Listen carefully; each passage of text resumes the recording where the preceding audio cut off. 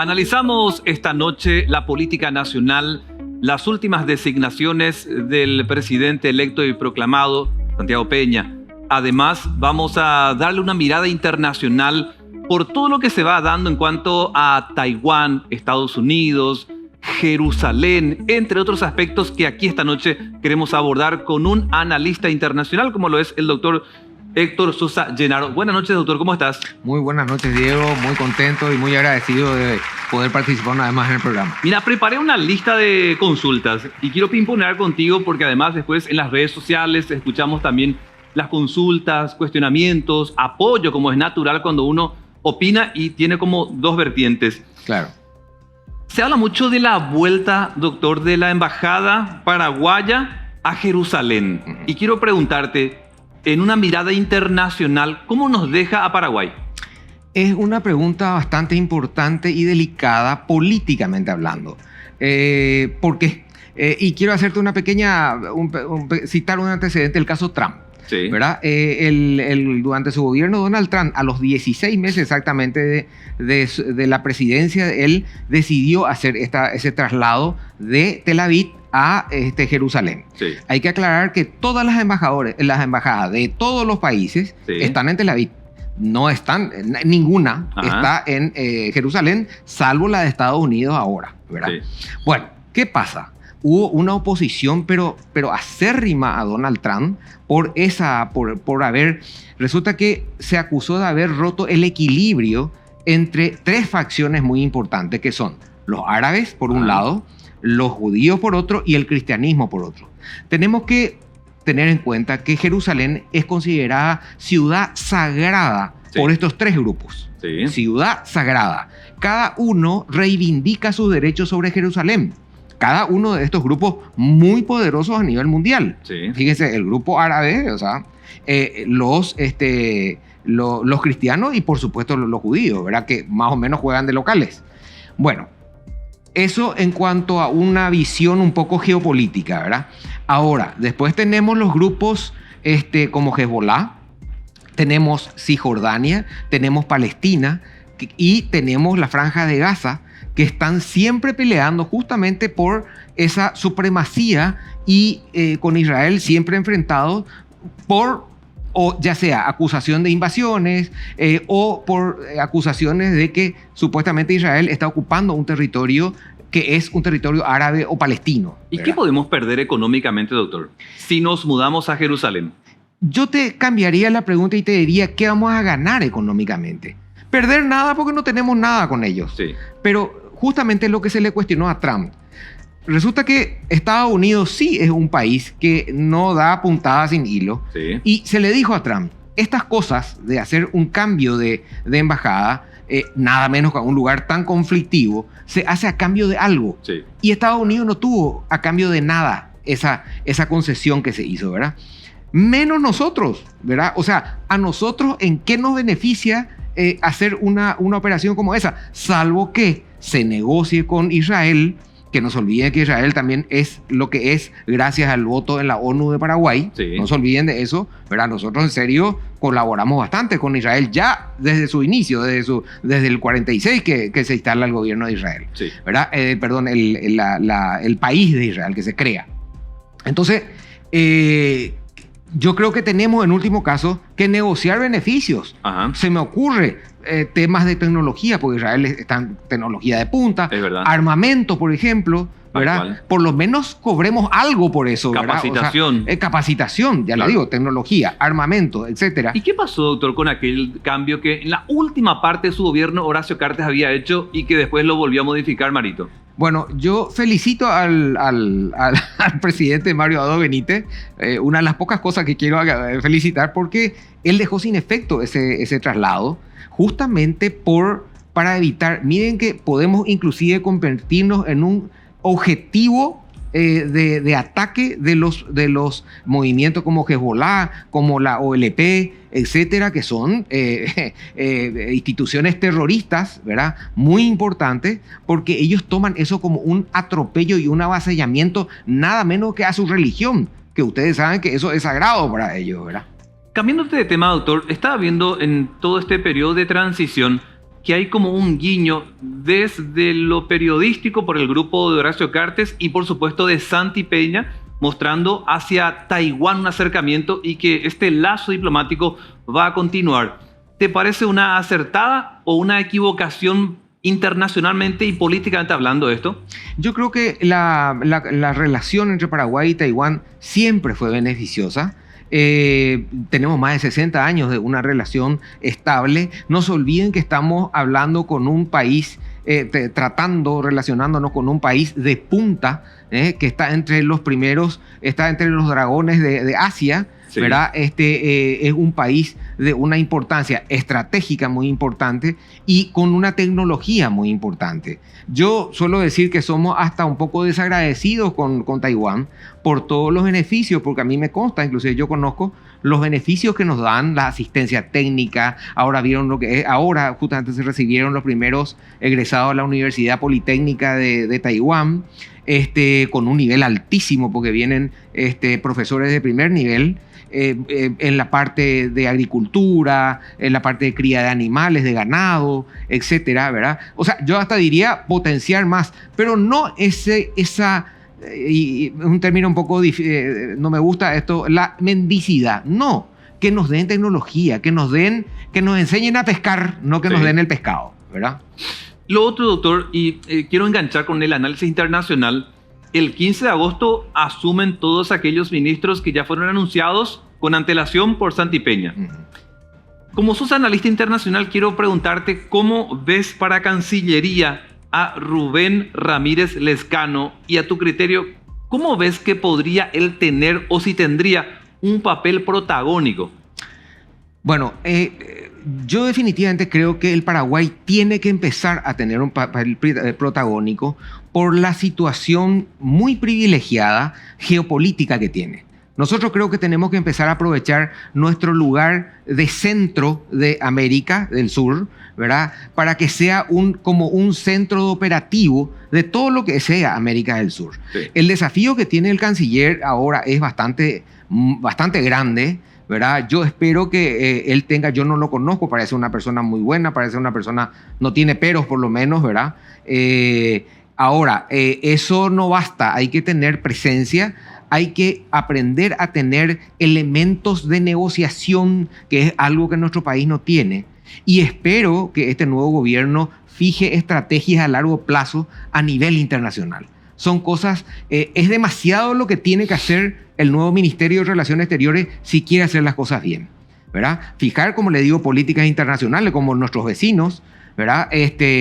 Hablo sobre todo de Brasil, ¿verdad? Que se destacó siempre por eso. La Argentina ahora está bastante golpeada y no la veo en condiciones de una operatividad interesante porque tienen demasiados problemas internos. Sí. Pero nosotros no estamos así y nosotros tenemos que siempre levantar la vara. Nuestra vara está demasiado baja, ¿verdad? Y levantar esa vara cuesta, pero es cuestión de que se vean los elementos y sobre todo elementos de negociación como el tema de la hidrovía, por ejemplo. Sí, es verdad. Esas son cosas que nosotros tenemos que tener inmediatamente una contraofensiva, pero con algo, ¿verdad? Con alguna cuestión que le duela, ¿verdad?, a la Argentina, sí, por este perjuicio gigantesco que están haciendo ahora. Está entre los temas que quiero consultar del tema de la hidrovía, porque uno supone que Paraguay, a través de sus representantes, va a tocar en algún momento, ya sea en el tema Mercosur, el anexo Itaipú, la deuda de Yacyretá, la moneda única que se plantea también. O sea, son muchos temas que de algún modo vinculan a Paraguay internacionalmente. Y aquí creo que Lezcano tiene un papel importante. Y por eso quería preguntarte, doctor, ¿cómo lo ves a él internacionalmente? Bueno, habría que ver su currículum y su experiencia. Lo que pasa es que acá no tenemos, por ejemplo, gente como los Iralaburgos de antes, como el doctor Félix Estigarribia, por ejemplo, que fue ministro de Relaciones Exteriores. Sí, de acuerdo. A los que conocemos, por lo menos nosotros, yo ya tengo mis añitos, ¿verdad? Fueron profesores de Derecho Internacional Público, Derecho Internacional Privado, son gente destacada. Los Iralaburgos se recibieron en la Sorbona, ¿verdad? O sea, hace falta no solo muchas veces intención, porque hay que tener en cuenta que los negociadores con los que se encuentra Paraguay en el exterior no son gente improvisada. son expertos en política, son expertos en contratos, en tratados, etcétera, ¿verdad? Y muchas veces nosotros nos vamos, y eso me consta personalmente, porque yo llegué a ser asesor en asuntos de hidrovía, y le cuento que iban comitivas de 5, 8, 11 personas, y Paraguay iba con 2 personas. Yo me iba a Donoren, sí, y era mi padre el que iba como encargado de negocio en asuntos de hidrovía, un militar, ajá, imagínense. Mientras nos íbamos y nos encontrábamos allá con almirantes, comandantes de flota, asesores internacionales por parte de todos los países, sí, que conformaban la hidrovía, ¿verdad? Ya te iba a preguntar sobre eso, doctor, porque suelo leer tus columnas en 5 días, que te enfocas mucho en el conflicto bélico entre Rusia y Ucrania. De algún modo también estamos afectados nosotros por aquello de la carne, el combustible y demás. Pero ¿cómo estás viendo la contraofensiva de Ucrania? Y al mismo tiempo, como segunda pregunta, ¿en qué momento vos percibís que esto va a terminar? Bueno, la contraofensiva está teniendo sus grandes golpes. Resulta que se le dio mucho tiempo a Rusia para que haga un sistema de trincheras. Tiene un triple sistema de trincheras de seguridad, ¿verdad? Y ir tumbando esas trincheras es muy difícil a nivel militar. Por eso que Zelensky insiste mucho con la entrega de los F-16, que son aviones de ataque aire-tierra, ¿verdad? Para destruir objetivos en tierra. Eso, ustedes saben que la artillería siempre tiene una función disuasiva de abrir camino, y después entra la infantería, ¿verdad? En términos actuales, ¿verdad? Eso es lo que no está pudiendo romper el cerco Ucrania, y tiene que demostrar que esa contraofensiva es efectiva, porque de lo contrario se queda sin financiación. Y ustedes no sé si se están dando cuenta que la Unión Europea ya está diciendo: esperen un poquito, regulen un poco este tema, porque ya hay primero un desabastecimiento de proyectiles, por ejemplo, de misiles, proyectiles, etcétera, que ya los Estados Unidos tienen que tener su reserva estratégica, y la OTAN también tiene que tener una reserva estratégica, y ya prácticamente ellos le están gastando esa reserva. Y hay un resguardo que ellos tienen que tener también para la propia defensa de la OTAN y de mismo de Estados Unidos, ¿verdad? ¿Y cómo están mirando los países de la zona, doctor? Por ahí, obviamente, más los europeos. Nos afecta, te decía, en Paraguay, aunque parece tan lejano, yo entiendo que igual nos afecta, pero ahí los vecinos, ¿cómo están viendo esto y cuánto están apoyando a Ucrania? Te quiero comentar en ese sentido un pequeño problema que está surgiendo ahora entre Polonia y Bielorrusia. No te olvides que el grupo Wagner fue a instalarse en Bielorrusia, y públicamente dicen que están entrenando al ejército bielorruso. Sí. Resulta que Polonia tiene un ejército bastante importante y siempre tuvo aspiraciones de ir más abajo, ir al sur, ¿verdad? O sea, sobre Bielorrusia y inclusive tierras de Ucrania, ¿verdad? Y es un país bastante poderoso militarmente. Y hay un pequeño detalle que quiero comentar, que se llama el canal de Suwalki, que está entre Letonia, Bielorrusia, Rusia a la derecha y Polonia, que es un canal muy importante de comunicación, y que acá podemos advertir ya en este programa que va a estar muy de moda. ¿Qué cosa? En los primeros meses. Luego? Así luego, van a ver. Va a haber una pelea por ese cruce. No es un canal, es tierra, ¿verdad? Ajá. Pero es un paso, le llaman ellos el paso Suwalki, que es demasiado importante para acceder tanto al norte hacia el Báltico como al sur hacia el Mar Negro. Y el que tome ese paso va a tener un poder estratégico muy importante. Doctor, viniendo otra vez a Paraguay, sí, y pensando en el 15 de agosto, después de todas las denuncias que hizo Estados Unidos de significativamente corrupto a Cartes, a Velázquez y otros, ¿qué futuro vos estás viendo que se podría dar entre Paraguay y Estados Unidos, pero ya con el gobierno de Santi Peña? Yo creo que nosotros tenemos que separar el gobierno del doctor Santiago Peña con los problemas que pueda tener el señor Cartes. Es importante que el doctor Peña se despegue totalmente de los problemas que tenga el señor Cartes, ¿verdad? Que él obviamente tiene su infraestructura, ahí ve que inició una denuncia, está perfecto, por la protección de sus derechos, etcétera, etcétera, está perfecto, pero acá lo que no debemos hacer por nuestra alianza antiquísima con los Estados Unidos, sí, ¿verdad? Y por la conveniencia de estar con el bloque de Estados Unidos, porque después podemos hablar en otro programa inclusive del problema del BRICS, ¿verdad? Ustedes saben que la conveniencia obviamente de tener a Estados Unidos a nuestro lado, porque es también una protección estratégica, y más que nunca ahora necesitamos eso para poder nosotros también manejarnos con seguridad. Entonces, yo creo que Estados Unidos, obviamente como aliado estratégico que es, tenemos que saber tenerlo y cuidarlo, ¿verdad? Y sobre todo, yo estoy observando cierta prepotencia política hacia Estados Unidos que no corresponde, ¿verdad? No veo bien eso para los intereses nuestros. Ahora, ¿el protagonismo del embajador, a tu criterio, va a bajar desde el 15 de agosto? No veo que baje, al contrario, se activó. Ustedes vieron que canceló visas a senadores, diputados, ¿verdad? O sea, su intensidad no solo bajó, sino yo diría que hasta subió, ¿verdad? Porque por meras referencias que se hicieron a él, por ejemplo, canceló visas, inclusive a familiares de diputados y senadores, ¿verdad? O sea, no veo que haya una disminución de su intensidad en su intervención. Doctor, me quiero salir de Estados Unidos ahora y meterme con la Unión Europea, porque esta es una semana clave. Hemos visto desde la Cámara de Diputados el anuncio esto de dejar sin efecto este convenio de casi 40 millones de dólares que va a afectar un poco al ingreso que tenía como donación, el Ministerio de Educación. Y se habló mucho del grupo Pro Familia, por un lado, que acompaña esta derogación, y un grupo que dice que no. A tu criterio, si cortamos ahora con este gobierno a través del Parlamento el convenio con la Unión Europea, ¿es positivo, es negativo para nuestra proyección internacional? Resulta que hay una tendencia, ahí yo tengo toda una teoría, justamente escribí varias veces en el diario 5 Días sobre la influencia exógena que hace inclusive las Naciones Unidas y ONGs, etcétera, donde pretenden imponer un poco sus pensamientos y sus teorías en países como los nuestros, que ellos los consideran débiles y que de hecho somos débiles y muy dependientes, sí, ¿verdad?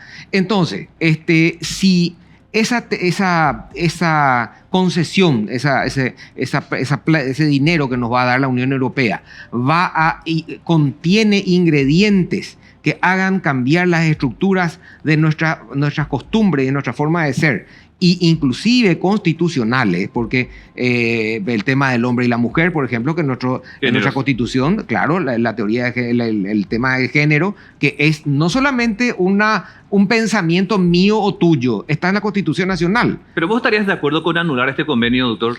Yo estaría de acuerdo con analizar el convenio y cuestionar las partes que a nosotros cuestionar inclusive jurídica y constitucionalmente, sí, las cuestiones que a nosotros que chocarían contra nuestra estructura jurídica, ¿verdad? Y entonces, si es que ellos no aceptan eso, y perfecto, no se acepta, ¿verdad? Pero dar a entender, por eso es que digo, tenemos que empezar a ser más técnicos, tenemos que dejarnos de repente del chismerío, ¿verdad? Y entrar un poco en partes técnicas. Resulta que una concesión como esa es negociable también, sí, ¿verdad? Yo puedo, porque para nosotros es demasiado importante, es un dinero muy importante. Entonces, ¿por qué no decir, bueno, sabes que el artículo 46 y el artículo 76 no me gusta porque estaría colisionando con mi Constitución Nacional? ¿Te parece si sacamos eso y el resto aprobamos? Ajá. O sea, algo así, ¿verdad? Doctor, me quedan 2 minutos, sí, para ir a la pausa, pero te decía, quería hablar de esto contigo también.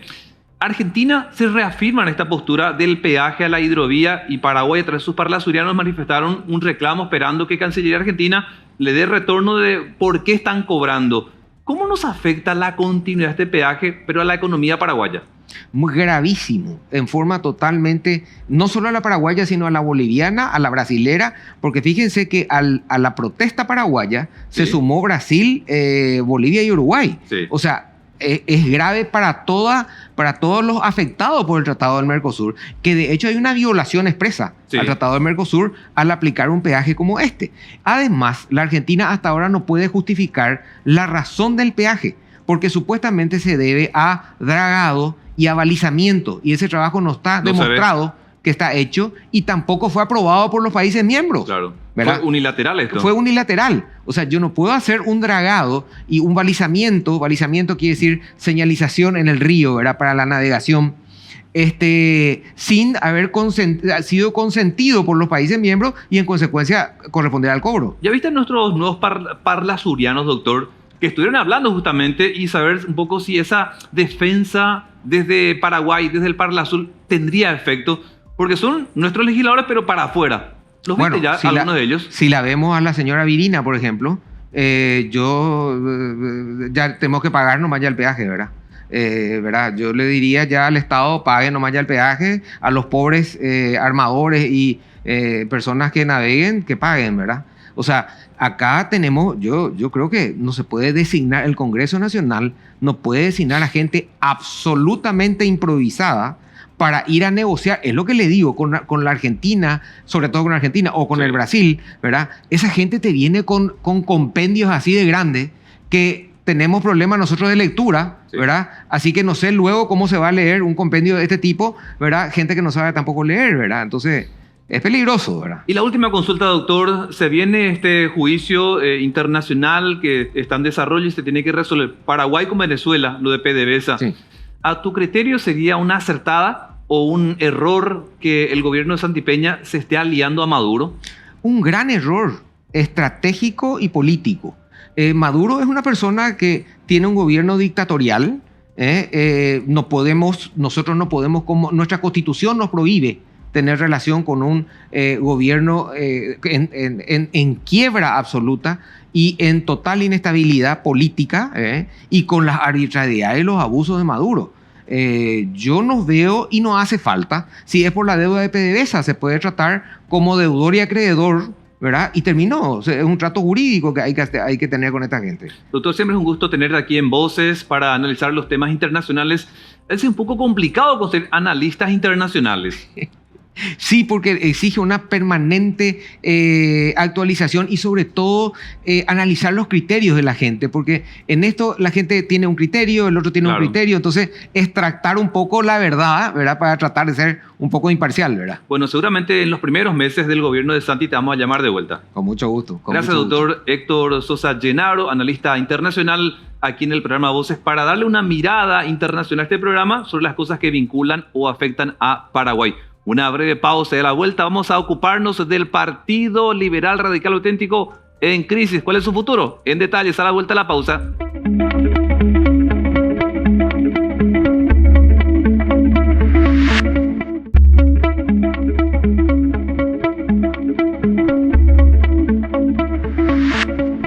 Tratamos la crisis política en el Partido Liberal Radical Auténtico, el PLRA, que en los últimos días tuvo una candente convocatoria en el Rowing Club, donde veíamos por un lado a Efraín Alegre, a Carolina Aranda, veíamos también a Hugo Fleitas, al gobernador del Departamento Central que asume el 15, Estigarribia, y otros.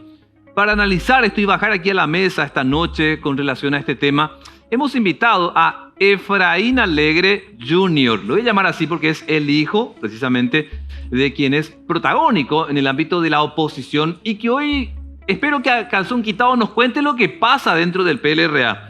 Efraín Alegre Jr., buenas noches. Buenas noches, Diego. Muchísimas gracias por la oportunidad un poco de estar acá hablando un poco de esta crisis efectivamente que estamos viviendo no solamente en el Partido Liberal, sino que en toda la República, ¿verdad? Mira, gracias por la invitación que aceptaste para estar con nosotros acá y preguntarte, ¿cómo está tu papá? Antes de meterlo en el ámbito judicial y esas cuestiones, ¿cómo está anímicamente tu papá? Papá está como siempre, fuerte, firme. Mira, vos tenés que entender, papá viene de 30 años de lucha política. Está acostumbrado, es cierto que en los últimos 10, 12 años de la llegada del cartismo como que todo ha ido escalando a niveles de violencia que no se daban, pero él está acostumbrado, ha entendido siempre lo que significa el confrontamiento, la confrontación con cárteles, que acordate que papá ya estuvo preso. La persecución ya viene hace mucho tiempo. Han revisado una y otra vez documentos cuando estuvo en obras públicas en el partido. Atropellos hemos recibido ya varios en el Partido Liberal. Entonces él está ya aplomado y encima lo más importante, él está convencido de que esta línea de firmeza es la única opción que tenemos los paraguayos decentes ante esta tremenda embestida que está llevando adelante la mafia cartista. Y Efraín va a judicializar esta destitución que se se dio en el Rubin Club? Pero absolutamente. Nosotros ¿Ante qué instancia? estamos obligados a seguir el proceso mediante la justicia electoral. Ahora en este momento se estaba presentando. De hecho que estamos absolutamente obligados ante lo que pasa a presentar y judicializar todo el proceso como tiene que ser, ¿no? Porque algunos medios, habrás visto estos días, en las tapas posicionaban casi editorializando este tema, señalando de que el Partido Liberal ahora tiene 2 presidentes. Hay quienes dicen solo uno, que es ahora Hugo Fleitas. Y por lo tanto quiero preguntarte a vos, por ahí uno puede suponer la respuesta que vas a dar, pero me gustaría igual que la puedas dar. En este momento, ¿el PLRA tiene cuántos presidentes? El PLRA tiene solamente un presidente porque está fundado en los estatutos. El estatuto dice claramente... Y es Efraín Alegre. El que es elegido por el voto de los liberales. No Hugo Fleitas. Hugo Fleitas no es presidente. Eso fue solamente un atraco, ¿verdad? Con la plata del cartismo, con la extorsión de la justicia cartista a los intendentes y compañía. Todo ese mecanismo mafioso, pero... El estatuto lo dice, el presidente de los liberales solamente puede ser elegido mediante elecciones. Y Efraín Alegre fue elegido mediante elecciones y legitimado después en una elección que le sacó a Fleitas 250.000 votos de diferencia, imagínate. O sea, Fleitas solamente representa al cartismo. Efraín representa al pueblo liberal. Esa es la diferencia. ¿Reciben plata de Horacio Cartes ellos? Absolutamente, pero no solamente plata. Sí, reciben plata hace tiempo, hace 10, 12 años, que es lo que dijeron los Estados Unidos. Cartes mantiene a sueldo el Parlamento, la Cámara Baja, la Cámara Alta, lo hace de esa manera. Pasa también con muchos senadores y diputados liberales, pero no termina solo ahí, Diego. Es la instrumentación de la justicia para perseguir a las autoridades opositoras o para, por un lado, someterle al cartismo o por otro lado, empezar profundas investigaciones como lo que pasa con Prieto. Lo que pasa con Prieto es que cuando le quisieron extorsionar los cartistas, no señores, yo tengo una administración limpia y transparente y me voy a plantar, y ahora está en una profunda persecución política del cartismo. Antes de meterme con el Parlamento y los liberales, o sea, afiliados al Partido Liberal y que ustedes acusan que son como representantes del cartismo, siendo liberales, quiero todavía abocarme en lo que fue el Rubin Club. Claro. Bastante fuerte, muy polémico. En algún momento viste a Carolina Aranda estirar a tu papá el micrófono y yo deseo de verdad que no haya un nivel de tensión al punto de agredirse. Por ahí lo verbal es casi natural, porque en la política uno dice de todo, pero el no tocarse, digo, ¿verdad? El no llegar a la agresión. Y me preocupaba ello. Y quería preguntarte, ¿vos cómo tomaste lo que fue esa convención? Porque tu papá no percibía que se venía esto, sí, porque estaba en el papel que querían destituirlo. Y tú, quiero llegar a lo siguiente. Efraín Alegre, ¿tu papá no percibía que se estaba encontrando con una mayoría que buscaba que se lo destituya? Así mismo, mira. ¿Y aún así se presentó? Aún así. Nosotros sabíamos que se estaba llevando adelante un golpe. Ellos no presentan eso porque ese es uno de los grandes problemas también. No estaba en la lista de los temas a tratar en la convención. Había solo un pedido de los intendentes que era una solicitud de renuncia, pero no es la expulsión, sacarle la presidencia a Efraín Alegre. Eso ellos tratan así atropellando nada más. Inclusive papá ya denunció un par de días antes y le mostró el documento ya de que ellos iban a presentar para sacarle la presidencia, ¿verdad? Pero nosotros somos la teoría de que tenemos que enfrentar, que la gente tiene, la única manera de que la gente entienda, ¿no? La gente no podía percibir que nosotros nos estábamos escondiendo del cartismo.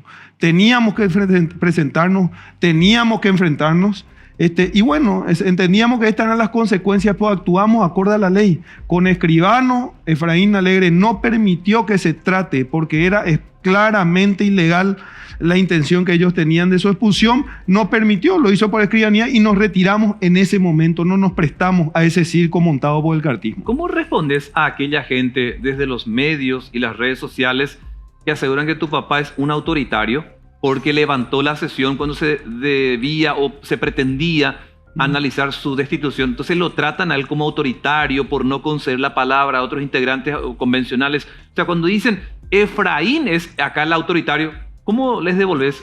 Lo que pasa es que una persona no puede ser autoritaria cuando se maneja en lo que te marca ser democrático o ser autoritario, es decir, uno se comporta de acuerdo a la ley, ¿verdad?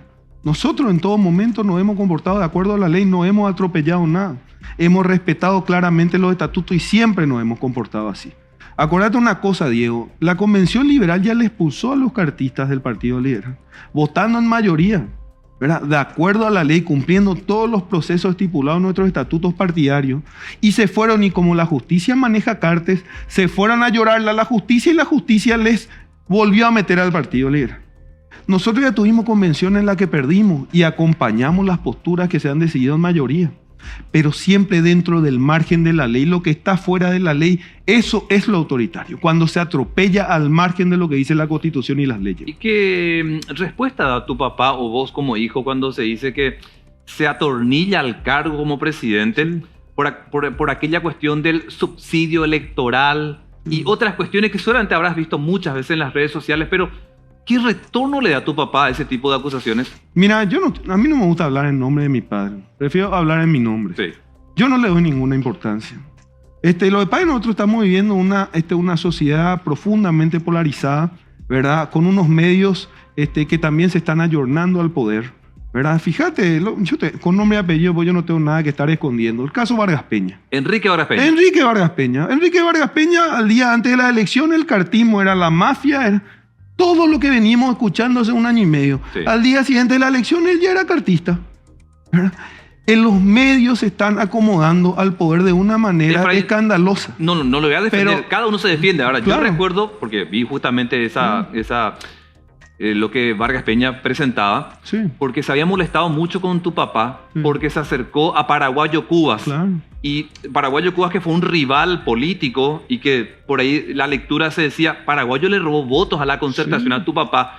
Y decía, ¿cómo es posible que Efraín Alegre pueda, con aquellos actos vandálicos que se decía, que se denunciaban, sí, frente a Justicia Electoral, se pudieran unir cuando que le robó votos? Entonces, creo que por ahí pasó el enojo. Nosotros teníamos cantidad de denuncias que nos llegaban de todo el país, de desprolijidades, de cuestiones ilícitas en todo el proceso de las elecciones, y no pasa una cuestión de que lo haga o no lo haga Payo Cuba. Nosotros hicimos la denuncia porque correspondía y era nuestro deber con todos los apoderados que hacían esas denuncias, y nosotros acompañamos, pero Vargas Peña a partir de ese momento asume una lista a favor del cartismo. Constantemente se olvidó de todo lo que se venía diciendo. Eso está pasando con mucha gente. Tal es así, Diego, sí, que hoy tenemos, porque acordate, cuando se trató la enmienda, muchos medios estaban defendiendo que no se haga la enmienda, ¿verdad? Mientras el cartismo sostenía que se tenía que hacer la enmienda, atropellar la enmienda. A tu criterio, entonces, Efraín,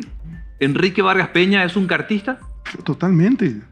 Enrique Vargas Peña al día siguiente se dio la vuelta. Pero por más de que él, desde que se peleó con Cartes, puso como bandera de lucha contra él. Sí, ¿a tu criterio te parece que es un cartista? En reiteradas ocasiones, lo volvió a hacer y seguramente lo va a volver a cambiar después. Pero Enrique es un ejemplo, ¿no? Sí. Hoy tenemos exiliados, 2 jóvenes exiliados. Yo te pregunto, ¿dónde están los medios que nos apoyaban en la enmienda? ¿Por qué ya no hablan más de esta persecución a los jóvenes? ¿Por qué no hablan de Roberto Rojas, que fue torturado esa noche, humillado por la policía y hoy se está por ir preso y de víctima pasó a ser culpable de qué? Entonces, lo que pasa es que yo lo que le pido a los medios, no olvidarse, no centrarse tanto en sus intereses, ¿verdad? Y no de todos, porque hay honrosas excepciones.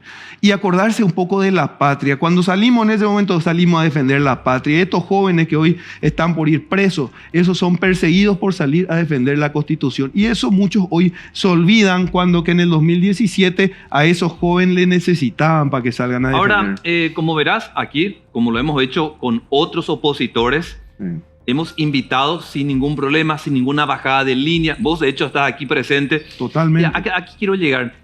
¿Qué gana un periodista o un medio de comunicación? Vos citaste a Enrique Vargas Peña ahora, pero sí, ¿qué gana un medio o un periodista que se está ayornando libre o económicamente al grupo Cartes? Y fíjate, lo que pasa ¿qué gana? Y el poder. Hoy tener el cartismo tomando el poder, absolutamente en un proceso de copamiento. Vayamos a lo político. Sí. El cartismo hoy maneja la Cámara Alta, la Cámara Baja. El Poder Judicial usa como garrote hace cuánto tiempo. Uno a uno se ha apoderado de todas las instituciones de la República. ¿Cuál era el último bastión que necesitaban conquistar para volver al Partido Liberal? El último bastión era el Partido Liberal. De ahí es donde surge este proceso de copamiento, ¿verdad? Y por eso es que hoy atropellan el partido y es como cortarle la cabeza a Efraín es el gran premio, así, para darle a Cartes. Acá cumplimos con nuestro papel, ¿verdad? Cortamos la cabeza del principal partido de la oposición, porque acordate que el partido que se ha plantado los últimos 10 años al cartismo, a pesar de los intentos de copamiento, fue el Partido Liberal. Para ya meterme en el Congreso con los liberales, Sí. Efraín, yo sé que no querés hablar por tu papá, pero como estás dentro del partido, necesito consultarte. ¿Cómo va a ser ahora las sesiones? Si Efraín Alegre no reconoce que fue destituido por esta convención, él con toda autoridad creerá que todavía puede convocar a eventuales encuentros del directorio del PLRA. ¿Cómo sigue ello? ¿Hay una fecha marcada? ¿Él va a irse hasta local? O sea, me gustaría saber cuál es la dinámica o la estrategia que va a usar tu papá. Lo que pasa es que ahora eso se va a ir se va a judicializar y va a ir paso a paso según los procesos estipulados por la justicia electoral. Pero es muy lenta la justicia, Efraín. Y nosotros, por otro lado, estamos en contacto con la gente, hablando. Mucha gente se ha puesto en contacto. Hay diputados y senadores que están trabajando con nosotros. Hay denuncias de muchos sectores. Nakayama lo está denunciando. Hay muchos sectores que están denunciando este atropello también. Gente no del Partido Liberal, pero de la oposición. La lucha contra el cartismo es así. Es resistir, enfrentar y vencer. Lo decimos hace tiempo. De igual manera, Efraín Alegre no necesita ni un cargo, que es lo que dijo cuando habló en esa convención. Él no necesita ningún cargo para estar diciendo lo que pasa, para estar denunciando las injusticias. No necesita ningún cargo. Lo va a seguir haciendo, ¿verdad? ¿Cómo va a correr los próximos meses? Es incierto, porque este es un proceso que, por eso me cuesta a mí responderte como joven. Este tipo de proceso se dio en la dictadura, cuando se dividía el Partido Liberal, porque había un sector colaboracionista con el estronismo y un sector independiente, los radicales, ponerle en su momento. O sea, por ahora tu papá no se va a ir. Yo no viví eso. Por ahora tu papá no se va al Partido Liberal, al local me refiero. Pero si quiere irse, se va a ir sin problema. No se va porque no tiene ninguna actividad. Nos iremos cuando sea necesario. Porque esta cuestión de judicializar lleva su tiempo. Los plazos son larguísimos. Imagínate, este tipo de cosas se pueden resolver en 4 o 5 años. Y nosotros somos, ¿qué querés que te diga? Nosotros somos gente que respeta la ley. Tenemos que trabajar por los mecanismos legales. Y vamos a votar ese mecanismo. Y mientras tanto, bueno, estamos hablando con los liberales. ¿Y los liberales de qué nos hablan? De que esta crisis en realidad no es una crisis política. Esto es una profunda crisis moral que está viviendo el Efraín, Partido Liberal. ¿por qué durante muchos años con Blas Llano no se pudieron reconciliar Efraín Alegre y él? Sí. ¿Por qué? Se plantea como una cuestión personal cuando que no es una cuestión personal. El problema es la manera de... ¿Cuál es la manera de unir a los partidos? ¿Verdad? Son los caminos institucionales. Acá no se trata de que Efraín se vaya a comer un asado con Blas Llano, ¿verdad? Es seguir una línea política juntos, porque tienen visiones distintas de la política. Eso no está mal. Pero eso no significa que el Partido Liberal no pueda definir líneas de trabajo, líneas políticas que tengamos que seguir. Acá el problema no es que se llevan más Blas Llano, el problema es cómo votan en cada sesión. Por eso no podemos sostener por eso, porque vos, por ejemplo, lo que pasa con Dionisio Amarilla. Dionisio Amarilla votó lo de Rivas. Dionisio Amarilla votó para defender a Arico Galeano. Dionisio Amarilla votó el Congreso para el cartismo. ¿Y él vota porque tiene un problema personal con Efraín? ¿O vota porque el cartismo le está poniendo la plata en la mesa para que vote así cada elección? O sea, tenemos también que sincerarnos nosotros con los argumentos. Esto no es una cuestión personal. Lo que pasa es que reciben impunidad, reciben plata, reciben beneficios, reciben cargos, reciben poder del cartismo, y por eso se mantienen esa conducta que, por otro lado, fíjate, Diego, hace que desaparezcan ellos como movimientos políticos. Le ganamos estas últimas elecciones por 245,000 votos. Imagínate esa diferencia. Esa línea política para ellos es profundamente desgastante en términos de popularidad, pero a pesar de eso la sostienen. ¿Por qué la sostienen, Diego?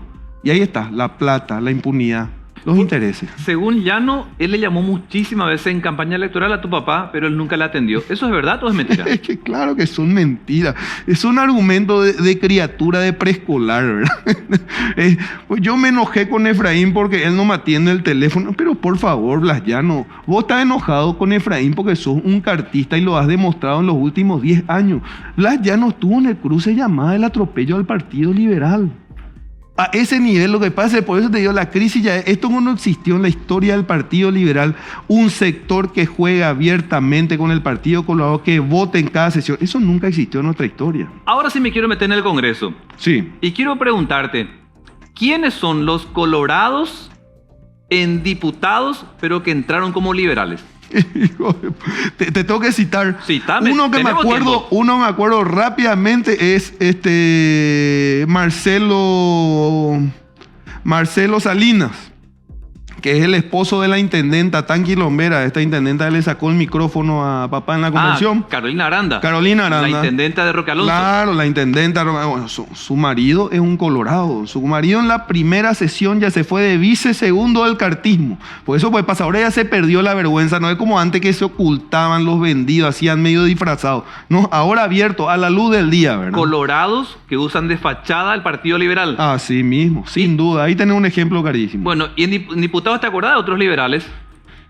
A ver, un poco. Lo que pasa es que no quiero estar tirando sin acordarme perfectamente. Yo no recuerdo más. En todo caso, pasamos al Senado. Sí, el Senado es más sencillo de acordarse. En el Senado ya citaste a Dionisio Amarilla. Rapidito. ¿Quiénes más son colorados pero con la fachada liberal? Y le tenés a Hermelinda Ortega, ¿verdad? Le tenés a esta chica nueva, a esta señora Noelia... No, ya no recuerdo. Noelia, esta senadora que nadie entendió de dónde entró, ¿verdad? Que entró. Después tenés... Es que si me decís la lista te voy a ir citando. Tengo que pensar. Ya no recuerdo. Más o menos por ahí van. Son 5 senadores. Lo que pasa es, no es porque yo digo. Es porque ven qué votó en cada sesión y ahí se van a dar cuenta quiénes son los cartistas, ¿verdad? Ante esa situación, ¿qué futuro ves para el Partido Liberal de mantenerse a estos liberales que entraron como tal, pero que responden a Horacio Cartes según tu lectura y tu crítica? ¿Qué futuro le depara al Partido Liberal para el siguiente periodo? Y yo creo que nos depara una profunda crisis, que es mentira que es una crisis que surgió ahora, una crisis que estamos viviendo hace muchos años, ¿verdad? Y no va a ser fácil, claro que no va a ser fácil. Mira lo que le pasa a Cruzada, mira lo que le pasa a Patriaquería en el Senado. Patriaquería vos le tenés por un lado haciendo oposición creo que a los diputados y en el Senado le tenés a Orlando Penner totalmente entregado al cartismo. Esto no es una crisis, esto no es algo aislado que le pasa al Partido Liberal. Esta es la plata sucia de la mafia, del crimen organizado que entra en todos los partidos a dividir los partidos porque son números exorbitantes. Imagínate cuánto significa para Cartes mantener la Cámara de Diputados del Senado. Estamos hablando de millones de dólares por año. A tu criterio, ¿por qué solamente 2 de 17 liberales han entrado como gobernadores? Y la mayoría, 15 de ellos, colorados. ¿Por qué los colorados arrasaron las gobernaciones? Lo que pasa es que requiere un análisis profundo. Yo creo que, y también de departamento por departamento. Hay cosas muy interesantes, como el caso de Cordillera, donde nosotros tenemos 15 intendencias de 20. Teníamos la gobernación, que es Fleita, el presidente actual. Él fue gobernador ahí. Imagínate, gobernador, vos tenés 15 intendencias. Y perdimos mal. Ahora, yo no quiero venir a echarle la culpa al candidato. Yo creo que los análisis son muy profundos, son lógicas a veces regionales, también hay lógicas nacionales. Pero lo que es categórico, no podemos decir, no, perdimos Cordillera con toda esa estructura por la culpa de Efraín. Pero por favor, pareciera que nos estamos tomando el pelo cuando estamos hablando de un lugar donde tenemos la gobernación, que en teoría, si fue un buen gobernador, demostró buena gestión. Tenés 15 intendentes que demuestran buena gestión. ¿Por qué vas a perder? Y el caso de Estigarribia en el departamento central, sí. ¿Por qué crees que logró ganar ese territorio? Si bien era, digamos... Departamento liberal, ¿verdad? Digamos que es un departamento liberal, pero también venía de un departamento que estaba siendo gobernado por colorados. Por el cartismo. Claro, por el caso de Hugo Javier, por ejemplo, que si bien tuvo problemas judiciales. O sea, ¿qué contribuyó para que, por ejemplo, en el departamento central vuelva un liberal? No, yo creo que contribuye por un lado, bueno, así como bien dijiste, el central siempre fue un departamento liberal. Tuvimos la peor gestión de la historia probablemente, que fue la gestión del número 2, ¿verdad? De Hugo Javier, ¿verdad? Una terrible gestión condenada por toda la ciudadanía y segundo, no tenía un candidato divisor. Acordate que no había un tercer candidato en Central, no es que había un candidato, Payo tenía un candidato a gobernador en Central, Payo no tenía candidato. Entonces es fácil ver esas lógicas para entender la victoria de Estigarribia, ¿no? Efraín, ustedes ya hicieron una especie de análisis, una especie de autocrítica para entender cómo se mueve el electorado y saber por qué tu papá, Console Núñez, desde la concertación con todos los partidos, que numéricamente por ahí no rendían al nivel, digamos, del número que tiene el Partido Liberal, y con la suma de todos ellos no terminan ganando. Sí. Fue porque la campaña que dicen los del Partido Colorado, ANR nunca más, no funciona como ataque, porque no prendió lo de Payo Cubas en un momento récord, como acá nos dijo Ati Snip, que en 2 meses tuvo un crecimiento brutal. O sea, ¿dónde estaría la causa por la que en esta ocasión perdió Efraín Alegre? No, y yo creo que la lógica suprema, que es de la que tenemos que aprender todos los opositores que auténticamente queremos el cambio, es la unidad. Auténticamente la gran mayoría de la gente votó por el cambio. Ahora, lo que no pudimos es aglutinar a todos los sectores detrás de una candidatura. Acordate que Paraguay es uno de los pocos países, si no el único de la región, que no tiene balotaje. Acá estamos en un país donde el Partido Colorado va a tener un poco esa visión de cortar algunas cuestiones para que no se dé luego esa posibilidad de dividir. Ha dividido, de hecho, con éxito toda la vida a la oposición. Y bueno, entonces lo que tenemos que aprender todos los opositores, porque esto no depende de una persona, esto se baila todo junto, de que para vencer al Partido Colorado tenemos que irnos unidos, tenemos que irnos con un candidato único de toda la oposición, y ahí la victoria está asegurada. Efraín, no sé que falta mucho todavía, pero quiero preguntarte, para una futura elección presidencial, sí, ¿no es muy loco pensar, ya sin la concertación y alianzas, que se vaya solo el Partido Liberal? Yo no veo el sentido en eso. ¿Para qué te voy a mentir? Yo he conocido en esta campaña una inmensa cantidad de gente de todos los partidos de la oposición, inclusive colorados, que auténticamente buscan el cambio. Yo no entiendo por qué los liberales nos tendríamos que encerrar en nosotros mismos. No, el cambio se construye entre todos y nuestro problema no estuvo ahí. Pero, o sea, no tenemos que encerrarnos más, porque el camino en realidad es agrandarnos más, poder construir una alianza más amplia. Mira, me acuerdo de la elección de tu papá con Rubín, que creo que fue la mejor con Leo elección, Rubín. Que cuando eso las encuestas mintieron mal. Decían Totalmente. Que Marito iba a ganar por 36 puntos así y mismo. Tu papá perdió, por lo que se vio, 3 puntos, quizás menos. Sí, así mismo. Esta última fue mucho más, porque entiendo que Payo también entró y cortó mucho de lo que se aspiraba para los votos que irían para tu papá. Pero preguntarte si esas dos experiencias de esa alianza, por un lado con Rubín, cuando se enfrentó a Marito, ahora con Sole Núñez, como experiencias, no bajarían a la mesa usted para decir, che, a la mierda, no nos sirvió la concertación y la alianza, juguemos solo ahora como partido como tal? Lo que pasa es que la alianza que comentás con Leo, esa también fue una alianza amplia, con muchísimos partidos y movimientos, ¿verdad? Con toda la izquierda, de hecho. Y bueno, y también lo fue en esta última elección. Yo no creo que ahí esté el gran problema. Nosotros lo que tenemos que asegurar es que la oposición vaya unida. ¿Cuál es el método? Y bueno, tenemos 5 años para ver, 4 años para ver. Ahora, la oposición tiene que ir unida. El Partido Colorado se va a concentrar en que la oposición vaya dividida. Y nosotros los liberales no tenemos que ser un obstáculo para que podamos llegar realmente con un solo candidato para vencer al Partido Colorado. Pero, a ver, Efraín, ¿cuántos años tenemos? Yo tengo 31. Bueno, yo te paso 10 años. Sí. Vos sos mucho más pendejo que yo. Totalmente. Y debo decirte, Efraín, nos reímos acá, pero tengo que decirte, Efraín, que miro el Congreso Nacional lleno de colorados, y vos mismo lo decís, liberales que apoyan al Partido Colorado. Sí. Miro a los gobernadores, 15 colorados de 17. Miro las municipales y veo un color rojo amplio. Así mismo. Entonces, ¿qué oposición vamos a tener en este periodo? Lo que pasa es que, claro, nadie dijo, yo no dije en ningún momento que sea fácil. Yo creo que hasta puede ser más oscuro de lo que vos pintás. ¿Peor vos decís que sí, puede ser? Sí, porque ahora le damos a nuestros parlamentarios que todavía no le vimos, Diego.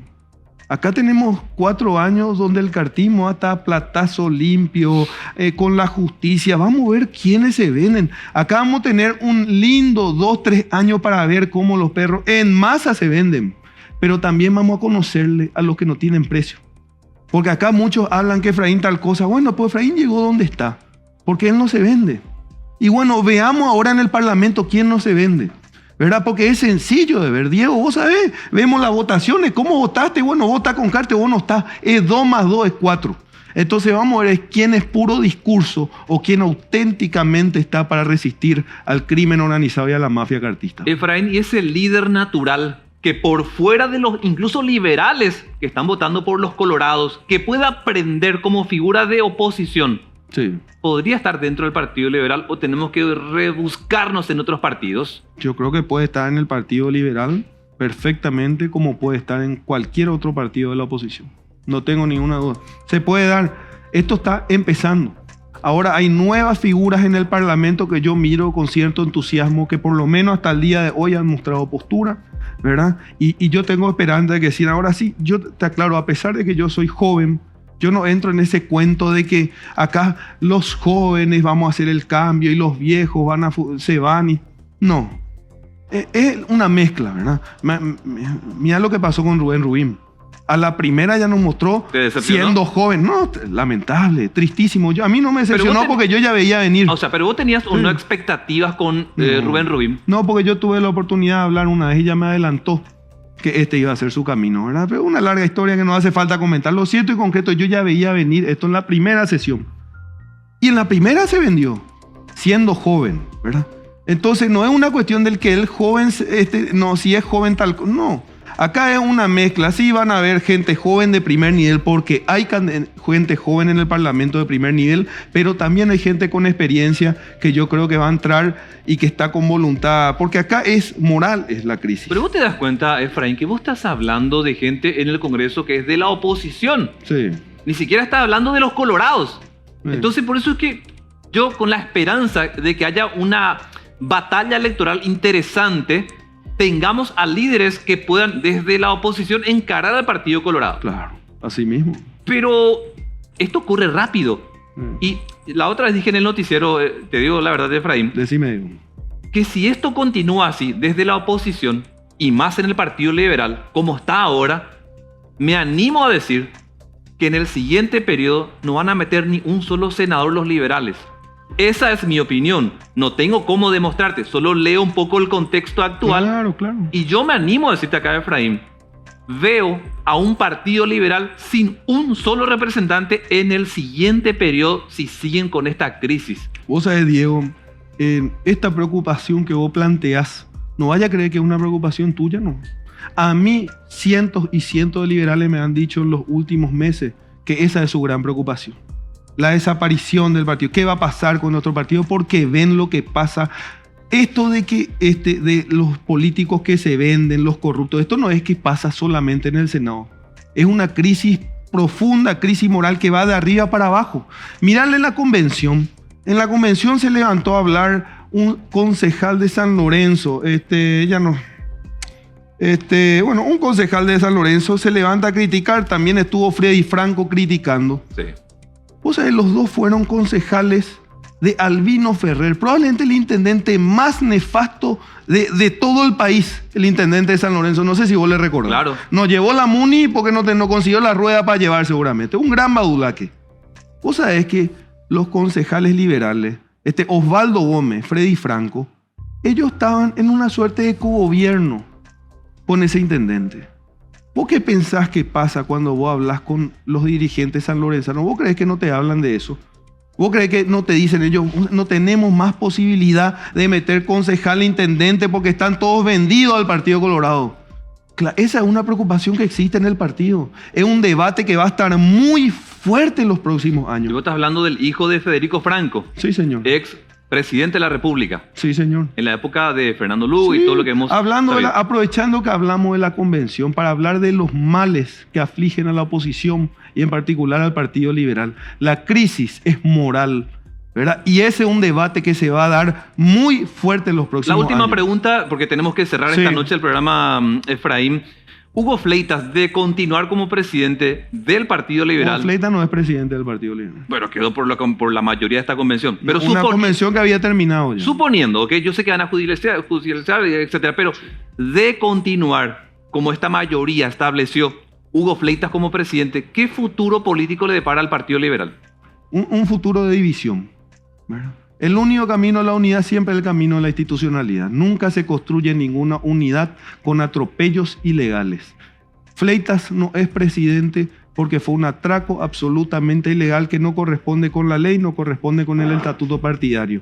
Pero por encima de todo, no tiene la legitimidad que se necesita para ser presidente, y la legitimidad del voto popular. Efraín Alegre ganó las elecciones para ser presidente. En la siguiente, pasó unos meses, tuvo la elección presidencial, le ganó por 250.000 votos a Fleitas.